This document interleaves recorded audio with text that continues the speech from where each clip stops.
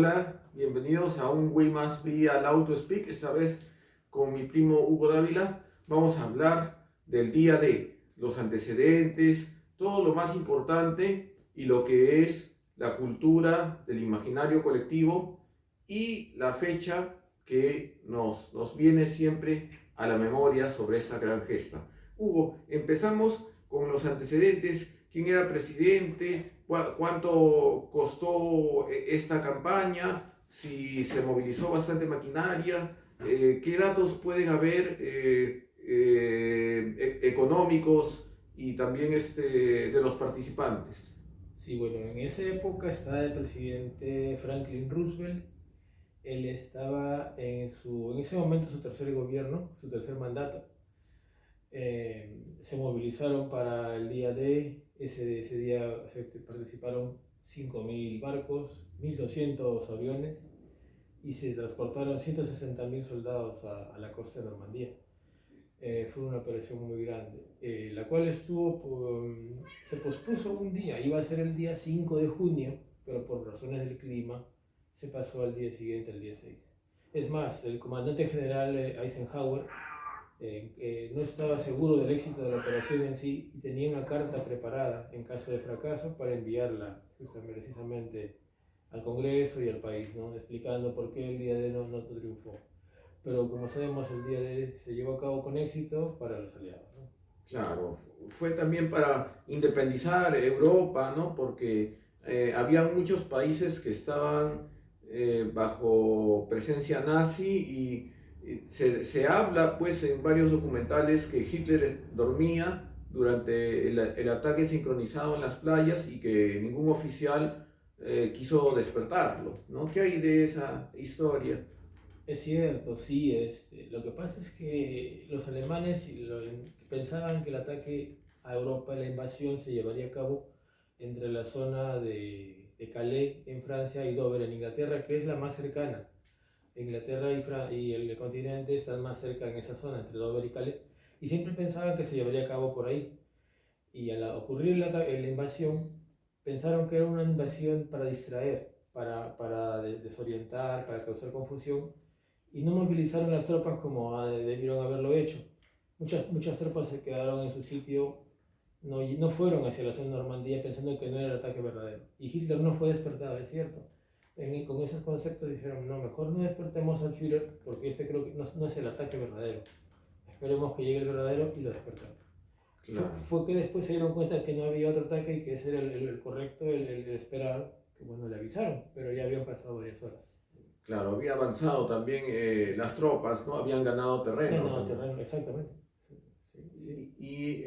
Hemos encontrado en el People and Nation unas estadísticas, las puedes sacar a la cámara y explicar. Tendrías que dar un pequeñito paso, estirar tus bracitos para que lo ¿Cómo no? filme el celular a la altura de los ojitos, de los foquitos. Si quieres, te levantas un poquito, la dejas la suspendes unos segundos Muy bien. y nos las explicas. ¿Qué hay ahí en esas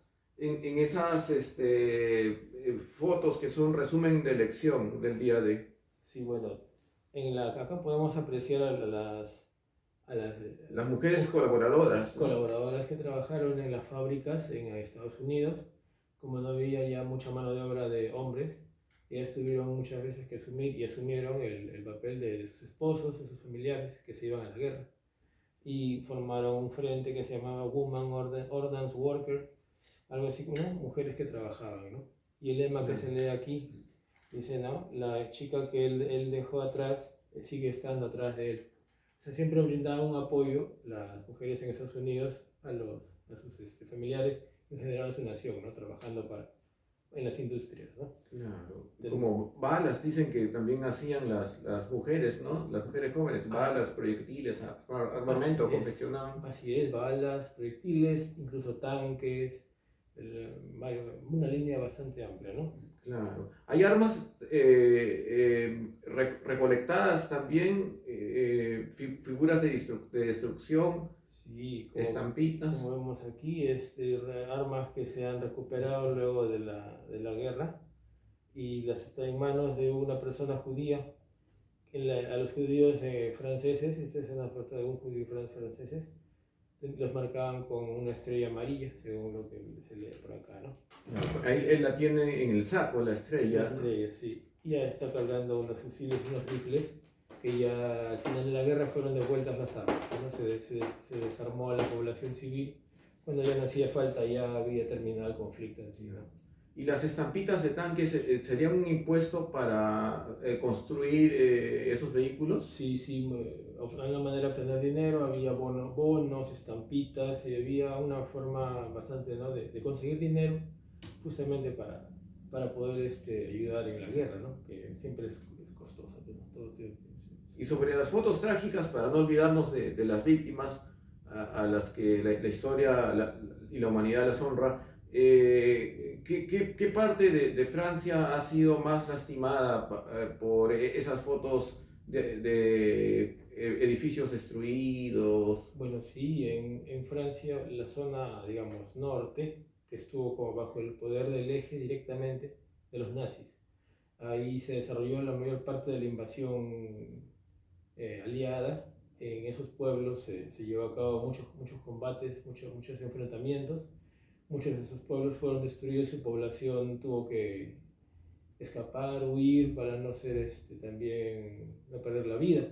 Y se cuentan pues que ha habido incluso masacres por parte de los alemanes en su huida y en su ya sabiéndose perdidos, también cometieron abusos contra poblaciones. Mucha gente es la historia de un pueblo que toda su población fue asesinada prácticamente por los alemanes. En una iglesia fueron llevados los hombres a una iglesia y ahí por las ventanas les dispararon y los mataron a todos. O sea, hay mucha crueldad. Más lo que ha sufrido, digamos, que en Francia ha sido la parte del control de los nazis.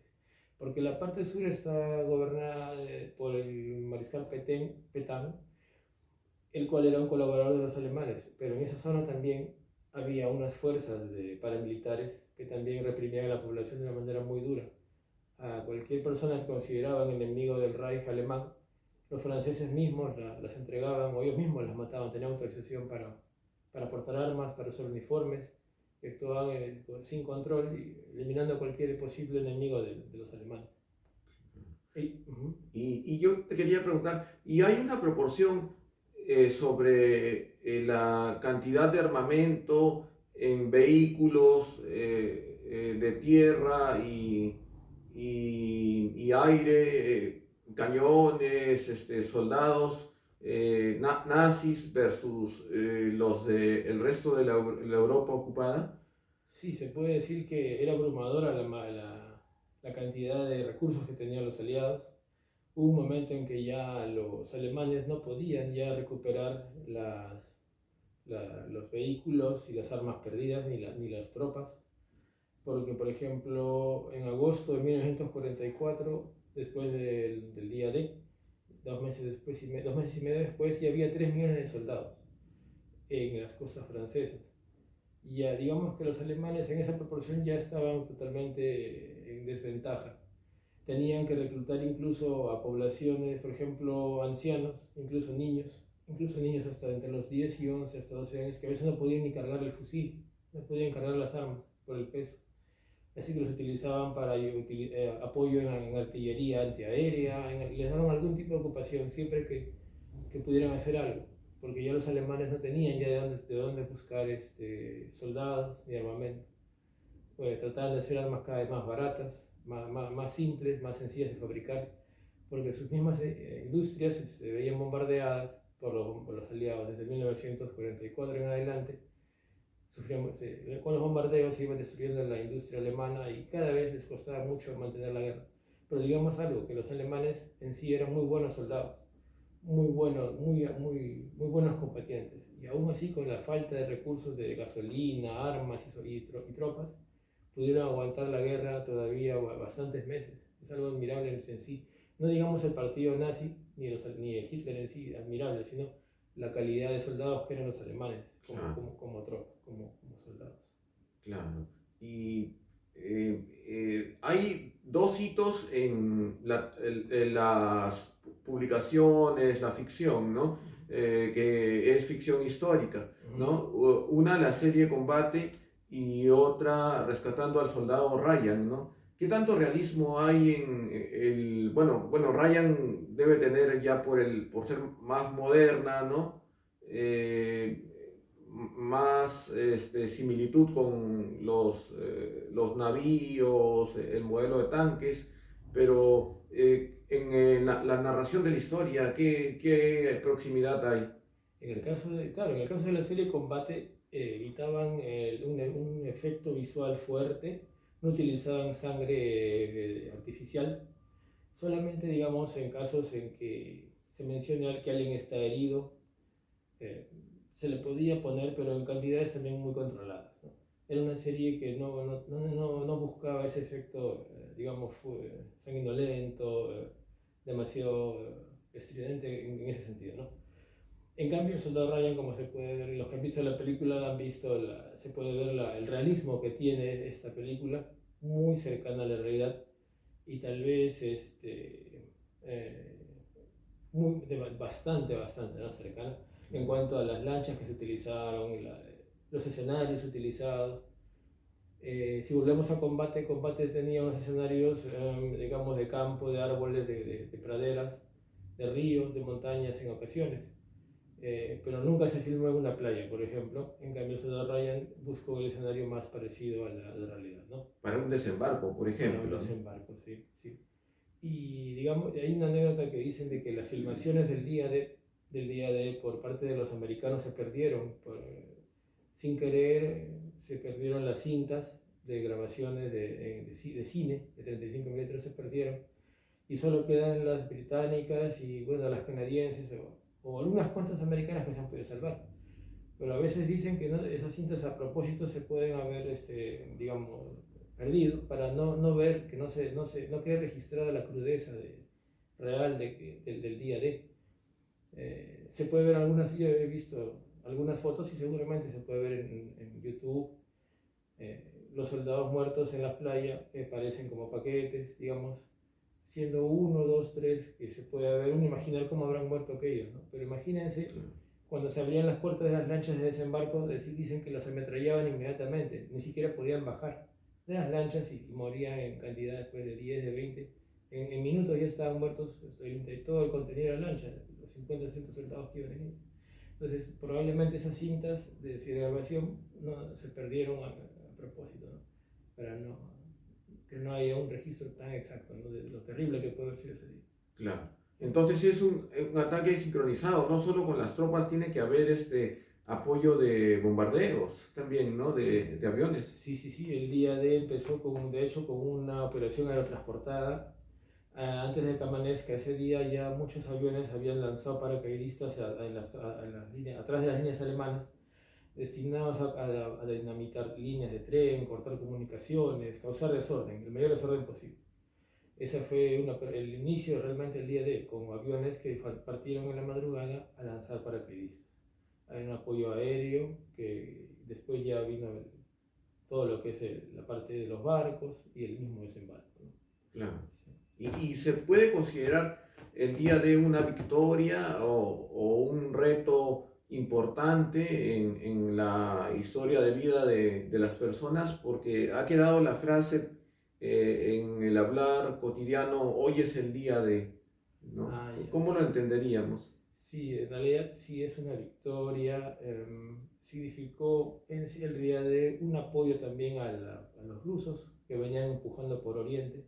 Se abrió un frente en Occidente y eso también ayudó a que Alemania se liquide más rápido. No podía ya aguantar dos frentes, con el tiempo se cerró, ambos frentes aplastaron el Reich. Y decir que hoy es el día de es como decir, muchas veces se podría interpretar como hoy es un día importante, ¿no? Claro. Hoy es el día en que se va a hacer algo importante, algo de trascendencia, algo que esperamos que nos salga muy bien, porque estamos invirtiendo mucho esfuerzo, muchos recursos en algo y esperemos que nos salga, ¿no? Entonces sí, hoy es el día de, o hoy es el día de para esperar algo también, ¿no? Claro. Alguien que viene o algo que va a ocurrir. Entonces, yo creo que se toma como algo positivo, ¿no? Si es el día de, decir que el día de es el día de es para algo bueno, para algo... Sabemos que la guerra es triste y muchos han muerto, ¿no? Pero en el fondo fue una operación, una invasión necesaria, ¿no? Para terminar la guerra y terminar pues, con el régimen nazi que era pues, tan tiránico, ¿no? Y esto de la Unión de Europa, que ojalá algún día acaben todas las tensiones entre el resto de la polarización que tiene, pero los que están congregados bajo la Unión Europea, ¿cómo pudieron unirse? Porque Alemania ahora está más bien dirigida para la continuidad de una Europa pues moderna, ¿no? Con el resto de países, con Francia, con Inglaterra, ¿no? ¿Desde cuándo tenemos esa perspectiva de esta comunidad europea y si se pensó en esa época de la guerra, de día de... Sí, justamente desde que acabó la Primera Guerra Mundial se fundó lo que se llamó la Liga de las Naciones, pero la estructura de esa Liga de Naciones no fue una muy buena, al punto que Estados Unidos nunca participó de esa liga. En cambio, ya al terminar la Segunda Guerra Mundial, los países vencedores y los países europeos quisieron hacer algo mejor y crearon las Naciones Unidas. De ahí vienen muchos resto de pactos que han habido, la OTAN y así por el estilo la OEA. Y entonces, todo está destinado a unir a Europa con el resto del mundo y Alemania, que también participa en la actualidad. Alemania fue desarmada, fue reconstruida y digamos que muchos científicos alemanes fueron llevados a Estados Unidos, también un reconocimiento de su conocimiento para trabajar en lo que es una industria de cohetes. Justamente llevó eso, todo ese estudio, ese progreso en la industria de cohetes, llevó también al hombre a la luna. Muchos de esos alemanes han trabajado en las bases de lo que significó el proyecto lunar. La carrera espacial, La carrera ¿no? espacial.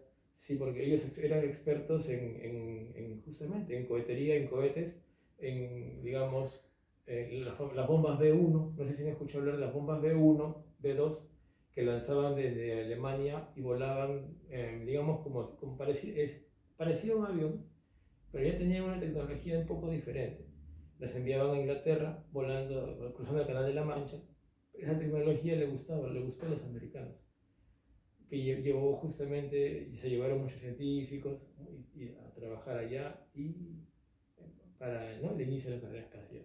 Claro. Y en estas épocas hubo que vemos de la Segunda Guerra Mundial, el día de, ¿no?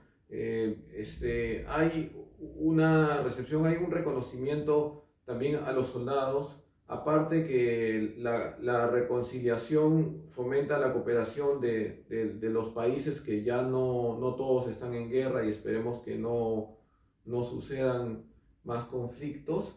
Sí. Tenemos que estos pueblos, estas naciones ahora tienen más miras en común, ¿no? Quizás el desarrollo ha sido parejo y ¿por qué podría ser esta gran diferencia que a la gente de Vietnam, claro, Vietnam era un país pobre, ¿no? Se le marginó a los soldados y más bien a los de la guerra mundial fueron los últimos en ser reconocidos, quizás, ¿no? Por Sí, el pueblo. así es. El tema es que Estados Unidos no había perdido una guerra mucho tiempo.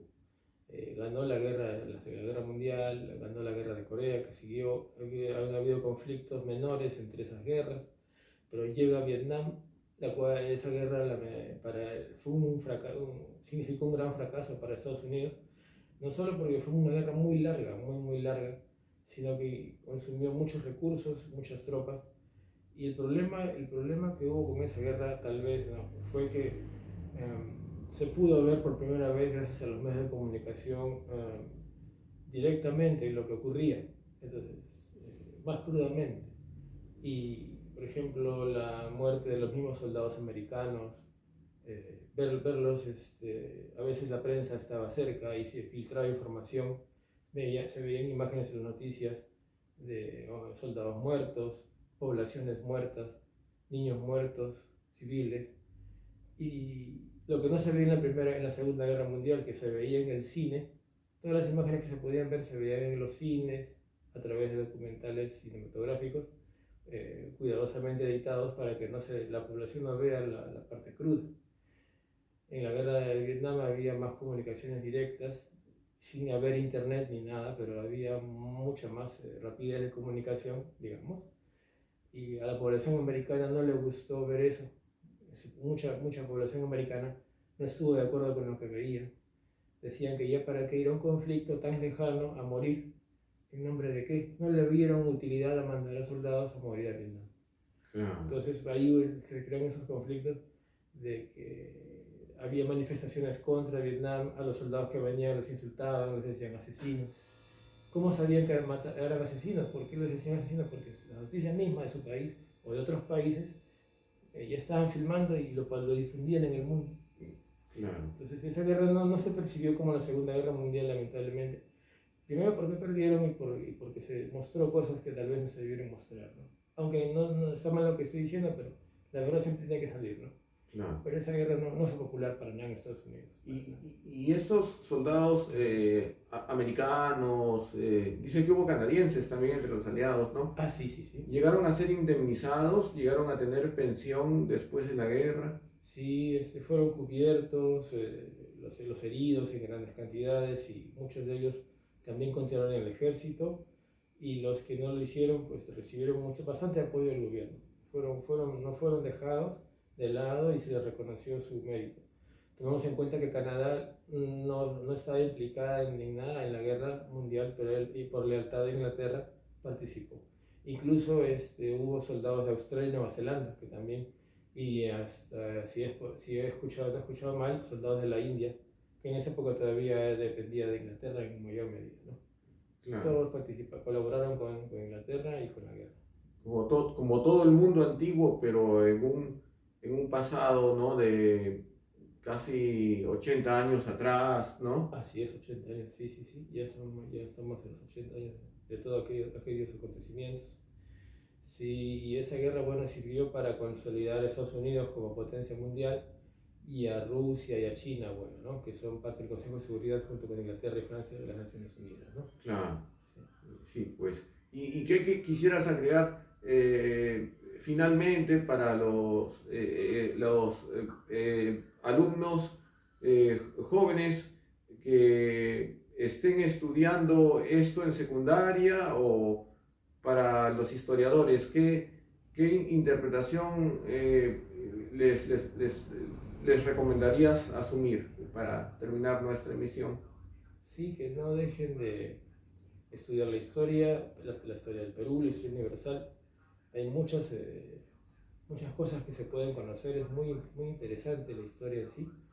En ese tema de Normandía, de la invasión, hemos tocado esos temas, y los cuales les invito a que los profundicen, sepan más del presidente Roosevelt, de sus 4 periodos, que es un presidente histórico que nadie más ha repetido eso, del comandante general Eisenhower, que fue presidente antes de Kennedy, 2 periodos también.